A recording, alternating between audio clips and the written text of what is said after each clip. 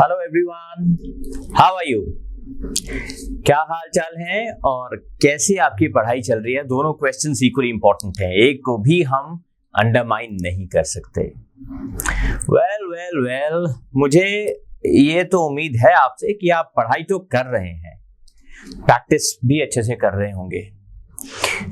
देखिए, मेरी उम्मीद पे खरा उतरना है यार please, because that is really important. If you do not practice तो जो हमारा पर्पस है ना वो डिफीट हो जाएगा नेचुरली, क्योंकि आपको फायदा तब तक होगा नहीं जब तक आप मेहनत नहीं करोगे, है ना, प्रैक्टिस नहीं करोगे। एक जिसे कहते हैं ना कि इंडस्ट्रियसली रिलीजियसली प्रैक्टिस नहीं करोगे तब तक फायदा होने के आसार कम होते हैं। आपको बहुत प्रैक्टिस करना पड़ता है। हम जो आपको क्वेश्चंस करा रहे हैं ना वो पूरी दुनिया उसमें सब्स्यूम्ड नहीं है। आपको भी मालूम है ना, आप समझदार हैं, आपको मालूम है कि यही वो क्वेश्चंस नहीं है, ऐसे क्वेश्चंस हो सकते हैं। ठीक है, तो पेपर में क्या आएगा क्या पता यार, right? So in order to ensure कि आप पेपर तक अच्छे से तैयार हो जाएं, जब तक आपका एग्जाम आए आपको प्रैक्टिस अच्छी हो जाए, आपको यहां प्रैक्टिस करना जरूरी है ना, ताकि उस दिन आप स्ट्रगल ना करें, उस दिन परेशान ना हो आप। चलिए, more practice questions for you. पहले इंस्ट्रक्शंस पढ़ते हैं। अब ये जो फॉलोइंग सेंटेंसेस हैं उसमें ब्लैंक स्पेस है जिसको हम फिल इन द ब्लैंक्स कहते हैं। 4 वर्ड्स और groups of words after the sentences given है। अब हमें क्या ढूंढना है जो हमें मोस्ट अप्रोप्रिएट लगता है वर्ड, जो कि ब्लैंक को फिल करेगा। ठीक है, पहला आपके लिए क्लू है ये शब्द, and I'm struggling just a little bit with technology as always। चलिए, my teacher was, ये आपके लिए क्लू है। अब स्ट्रगल नहीं कर रहा हूं, अब मेरे को डॉट मिल गया। चलिए, अब ये क्या डिनोट करता है? ये डिनोट आपके लिए करता है पास्ट टेंस। तो यार ये बात तो डेफिनेट होगी कि प्रेजेंट की बात नहीं हो रही। ठीक है जी, my teacher was something for being late। Tenses की अगर आप बात करें तो was के साथ कौन सी फॉर्म ऑफ वर्ब आती है? he was killed या he was tortured अगर मैं कहूं। ठीक है, राइट। अब ये कौन सा फॉर्म है? it was done। अब डन कौन सा फॉर्म है? डन है वर्ब का थर्ड फॉर्म। ठीक है, डू, डिड, डन, राइट। तो थर्ड फॉर्म आपने इस्तेमाल करना है। My teacher was annoyed with, देखिए तीनों अनॉयड है तो अनॉयज तो नहीं हो सकता क्योंकि पास्ट टेंस है। अनॉयज क्या होता है? प्रेजेंट टेंस है ना, ही अनॉयज हर, तो ये तो होगा नहीं, राइट। अब 3 बचे हैं आपके पास। 3 में से कौन सा करेक्ट है? इडियोमेटिकली आपने ढूंढना है। सारों में अनॉयड है, तीनों में third form of the verb है, राइट। अनॉयड हमेशा विद के साथ आता है।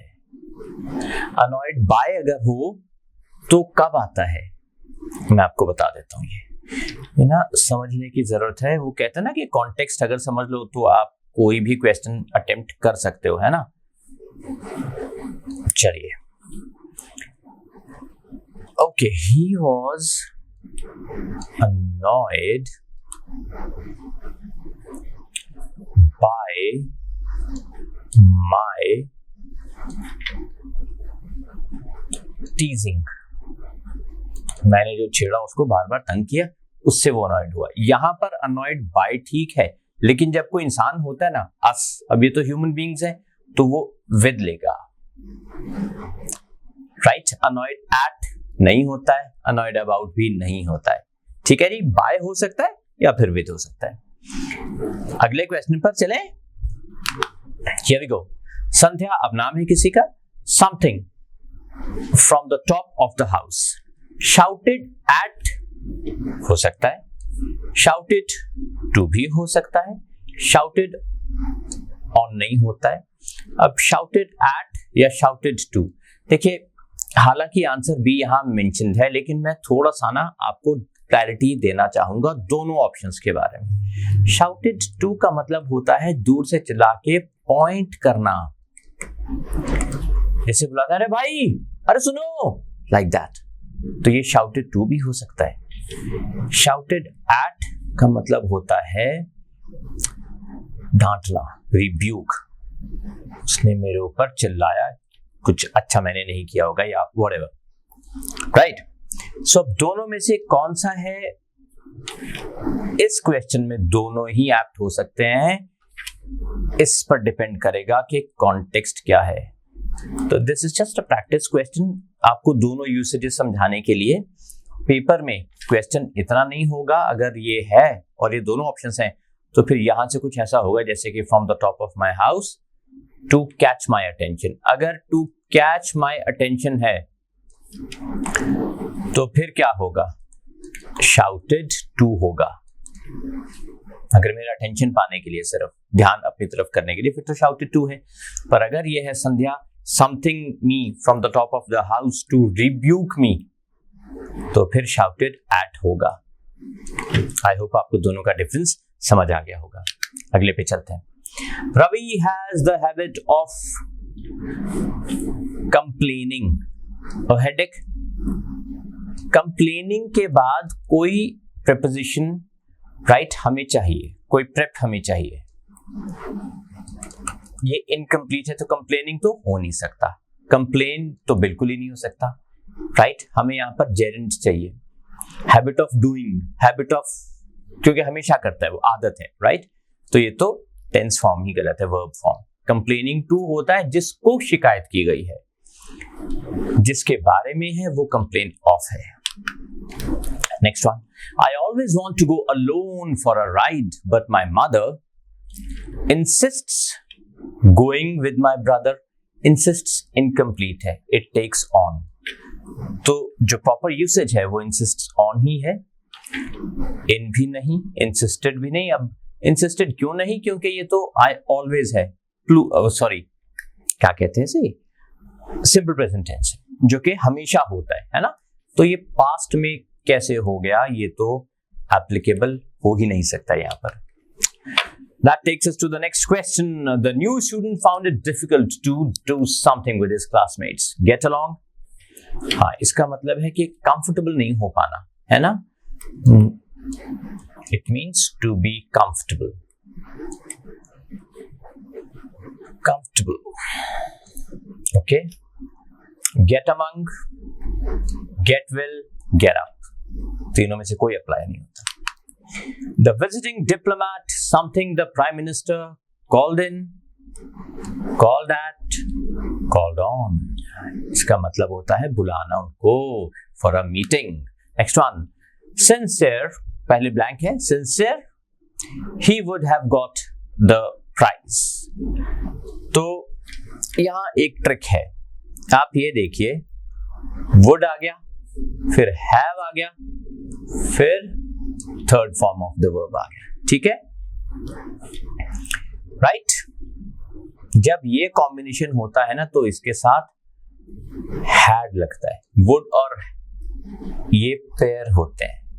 एक एग्जांपल मैं दिखा देता हूं आपको। हैड आई बीन स्ट्रॉन्ग और stronger, stronger I would have been a wrestler or a boxer or a boxer, right? ठीक है जी। had और would have को हम पेयर करते हैं। चलिए next one, 10 years for me to live in a foreign country are a long time। क्योंकि years है, प्लूरल हमें थोड़ा सा टेम्प्ट तो होंगे कि प्लूरल वाली चॉइस ले लें, ये करेक्ट चॉइस है। लेकिन ऐसा क्यों है? क्योंकि भाई हैज अ लॉन्ग टाइम तो बिल्कुल नहीं हो सकता। क्या है 10 साल के पास? 10 years एक नंबर है, टोटल है। जब वो टोटल होता है ना, एक यूनिट उसको कंसिडर किया जाता है, इसीलिए the treatment that is given to that total is singular. For example 500 rupees, क्या स्पेलिंग लिखी है मैंने रुपीज के, is a lot of money. खैर अब तो नहीं है, अब तो थोड़े से स्नैक्स में उड़ जाते हैं 500 रुपए। चलिए नेक्स्ट वन, यहाँ पे दो ब्लैंक्स हैं जी. If I something, you I something, love to accept the offer. मैं यहाँ पे लिख रहा हूं वर, right. Would love to accept, would love to accept, would have नहीं है, इसीलिए हैड की जरूरत नहीं है. ठीक है. अब आप कहेंगे आई के साथ वर क्यों? वर हम यूज करते हैं यार प्लूरल के साथ, ऐसे ही है ना. जैसे कि दे, देवर, है ना. आई के साथ क्यों? आई के साथ इसलिए माय डियर फ्रेंड्स, हाइपोथेटिकल एक टर्म है जिसका मतलब होता है इमेजिन्ड. जब कोई सिचुएशन इमेजिन्ड होती है ना तो सिंगुलर सब्जेक्ट के साथ भी वर यूज करते हैं. मैं ऐसे भी लिख सकता हूं, if he were the prime minister. एक सेकेंड, मैं आपको इरेज कर दूं. सो आई होप ये समझ आ गया है आपको. ठीक है जी. माई सिस्टर आस्क्ड मी कुछ willing to go abroad for my studies. If I were, अब क्या ये imagined है, hypothetical है? सिस्टर को तो नहीं पता है ना. वेदर में क्या प्रॉब्लम है?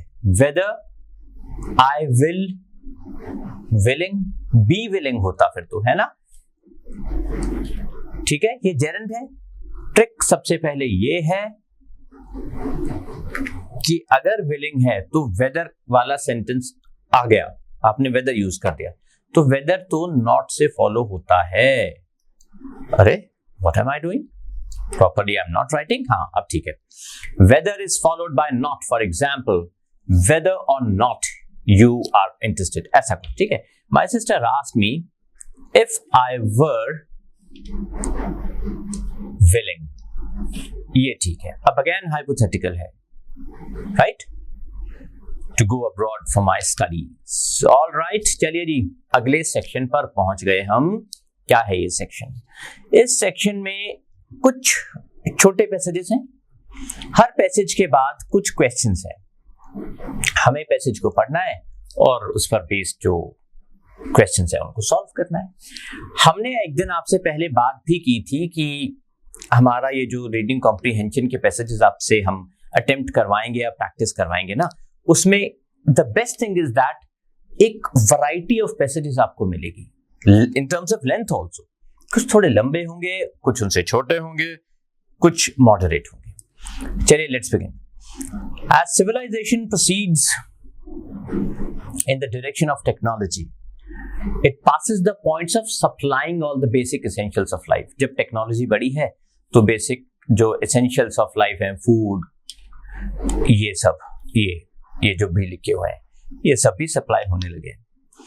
Then we are faced with a choice between using technology to provide and fulfill needs which have hitherto, abhi tak, been regarded as unnecessary, or on the other hand using technology to reduce the number of hours of work which a man must do in order to earn a given standard of living.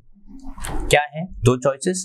In other words explain किया है, या तो we raise our standard of living above that necessary for comfort and of happiness, or we leave it at this level. या तो हम भाई technology को use करें और यूज करें और यूज करें, बढ़ा दें उसका यूसेज इतना कि हमें बहुत रिच हम हो जाएं, या तो उस पॉइंट ऑफ व्यू से हम आगे चलें, या फिर हम ये देखें कि यार सिर्फ यही थोड़ी करते रहेंगे, हमें पीस भी चाहिए, तो थोड़ा कट डाउन कर दें ऑन टेक्नोलॉजी और हमारे जो एम है, हमारा जो ग्रीड या नीड फॉर मनी है, हम उसको भी थोड़ा कंट्रोल करें. तो दो ही चॉइसेस हैं, तीसरी तो कोई नहीं है. दो में से एक ही पिक कर सकते हैं. इनफैक्ट हम I should take it as axiomatic that mankind has by that time chosen the latter alternative. Men will be working shorter and shorter hours in their paid employment. Right. अब यहां पर एक term आया है जो मैं आपसे जानना चाहता हूं. What does it mean, axiomatic? It means palpable. अब आप कहेंगे पैल्पेबल क्या है? पैल्पेबल मीन्स सेल्फ एविडेंट, जो बिल्कुल दिखाई ही दे रहा है। चले आगे। सो कहते हैं कि ये दिखाई देता है कि अक्सर ह्यूमन बीइंग्स कम काम करने की कोशिश करते हैं पेड एम्प्लॉयमेंट में। क्वेश्चन है, then we are faced with a choice, what does that rather than refer to? जब automation takes over many aspects of human life, जब सब कुछ हमारे लाइफ का ऑटोमेटिक हो गया, तब की सिचुएशन बता रहे हैं, या प्रेजेंट स्टेट ऑफ सिविलाइजेशन है, या पास्ट स्टेज ऑफ सिविलाइजेशन है, आफ्टर हैविंग प्रोवाइडेड द ये। जब यार सेकंड स्टेज तो ये थी ना कि तब काम, या सेकंड चॉइस रादर ये थी कि जब बेसिक एसेंशियल्स हमारे पूरे हो गए हैं तब हम थोड़ा कट डाउन करें, तो तभी तो होगा उसके, क्योंकि हमने सर्वाइव तो करना ही है ना, उससे पहले तो we can not survive, otherwise I mean we can not survive. अगर हम ये चीज नहीं करेंगे, अपने अंदर इनकलकेट नहीं करते हैं, then we may find it very very difficult to survive. चलिए next question, why does the passage suggest about the use of technology? Rather what does, I am extremely sorry for that, what does the passage suggest? क्या suggest करता है passage? It creates new and essential needs for mankind? ना। It is oppose to the basic? No, उन्होंने कभी भी नहीं कहा कि बेसिक नेसेसिटीज आप फुलफिल ना कीजिए। It is complementary to a raised standard of living? Absolutely correct, complementary ही है। एक बार स्टैंडर्ड जो रेज करना है वो कॉम्प्लीमेंट्री है, राइट? एसेंशियल्स पूरे होना जरूरी है। What does increased use of technology imply? ये इंक्रीज्ड यूज, तभी इंक्रीज्ड यूज है ना क्योंकि हम ज्यादा काम करना चाह रहे हैं, ज्यादा कमाना चाह रहे हैं। So it is to be able to earn more. What does the author suggest? Man will gradually rise above his present stage? तो कहीं भी नहीं कहा उन्होंने। Man will gradually settle down to the same stage with fewer hours of work. उन्होंने कहा है जहां पर वो एक्सियोमैटिक करके टर्म थी, जब मैंने आपको मीनिंग बताया था उसका, वहां पर उन्होंने यही कहा था। देखना चाहते हैं? ये देखें, I shall take it as axiomatic that mankind has by this shorter and shorter hours. चले आगे चलते हैं। Okay, अब we should preserve nature to preserve life and beauty. बिल्कुल, ब्यूटिफुल लैंडस्केप, बड़ा अच्छा सा लैंडस्केप, सीनिक ब्यूटी जहां पर हो, फुल ऑफ ग्रीन वेजिटेशन, जहां पर ग्रीनरी आपको नजर आए, will not only attract our attention but will fill us with infinite satisfaction. Nature को देखकर सेटिस्फैक्शन तो हो ही जाती है यार, अच्छा लगता है ना।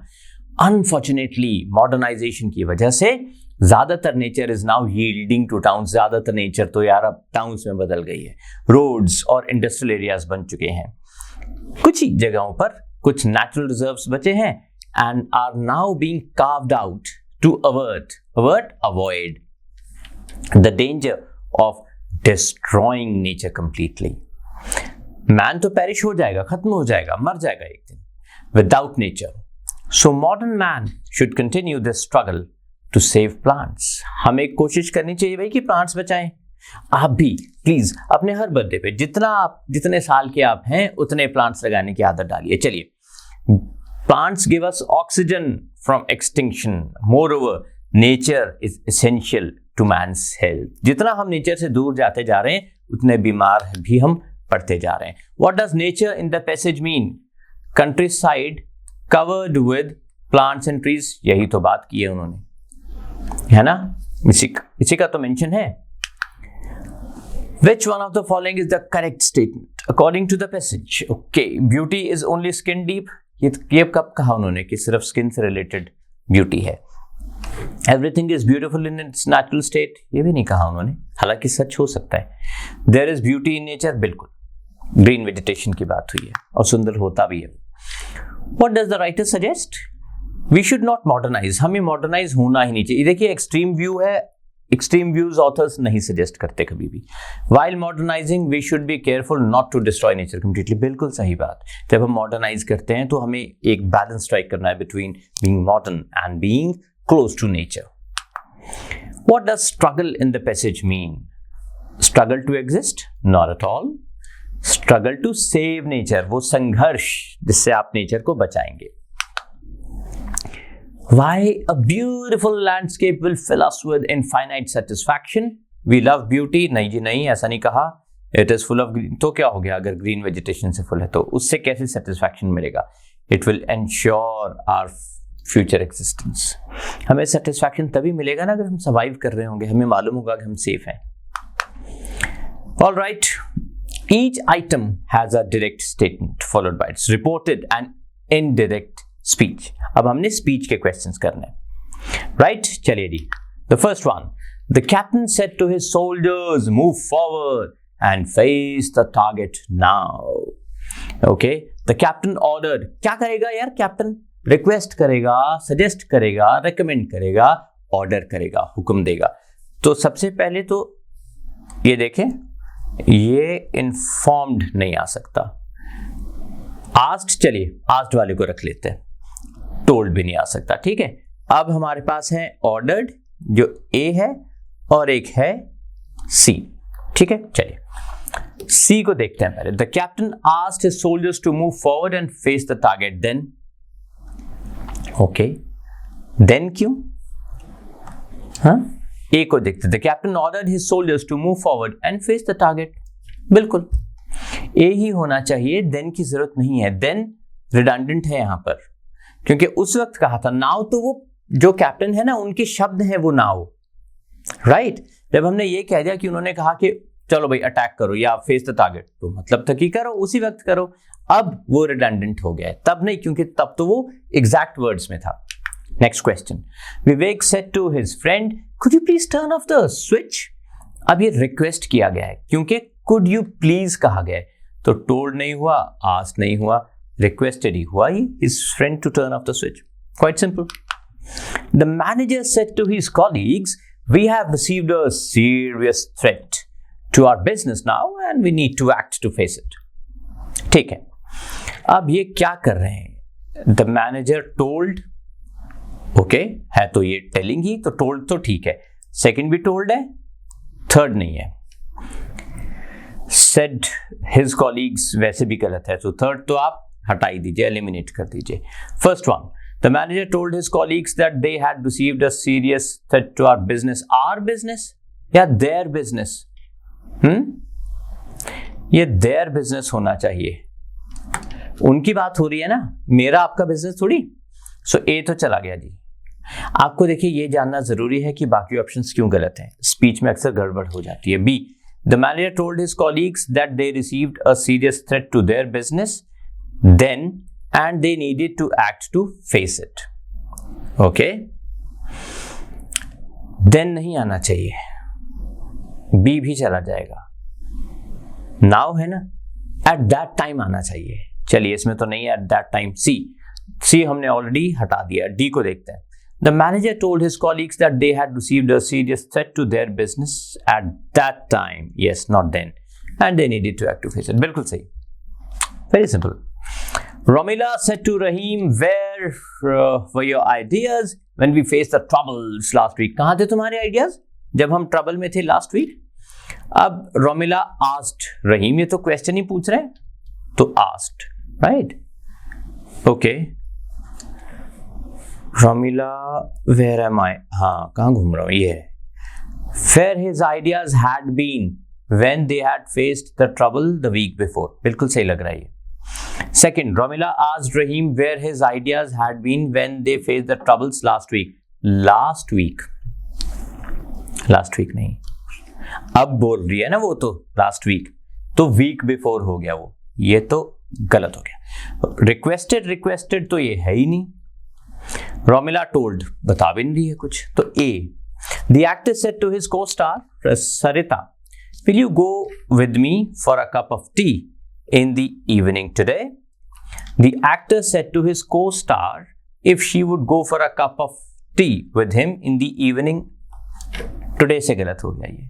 Today क्यों? That day, उस दिन। हम today थोड़ा बोलेंगे, अब तो हम past की बात बता रहे हैं, है ना? The actor told his co-star, told तो नहीं, और ये said भी गलत है। ये में ये आज सुना चाहिए, क्वेश्चन पूछा है ना उसने। द एक्टर रिक्वेस्ट भी नहीं है ये तो, और रिक्वेस्टेड होना चाहिए इन एनी केस, अगर रिक्वेस्ट बोलना भी है, वैसे रिक्वेस्ट है नहीं है। If she would go with him, तो ये गलत हो गया जी। डी पे आइए, the actor asked his co-star, this is redundant, ये टी टाइपोग्राफिकल एरर है। Sarita if she would go with him for a cup of tea in the evening that day, उस दिन। Next one, the preacher said to the crowd, preacher जो religious lectures देते हैं ना, the sun rises every day for all of us without any expectations in return. All right, the preacher told the crowd, क्या ये told तो ठीक है ना, टोल्ड तो होना ही चाहिए। द क्राउड दैट द सन रोज, गलत, ये यूनिवर्सल ट्रूथ है, सन राइजेस, तो ये सन राइजेस ही रहेगा, सन रोज नहीं हो सकता। आप पास्ट का प्रेजेंट करते हैं लेकिन यूनिवर्सल ट्रूथ्स में नहीं करते। The preacher told the crowd that the sun rises every day, ठीक है, for all of us without any expectations in return. All of us नहीं आ सकता ना, देम आएगा, उनकी बात कर रहे हैं, हम नहीं, वो, ठीक है। Third, the preacher told us that told the crowd that the sun has rises every day, तो कुछ बना ही नहीं बात, टेक्निकली गलत है, ग्रामेटिकली।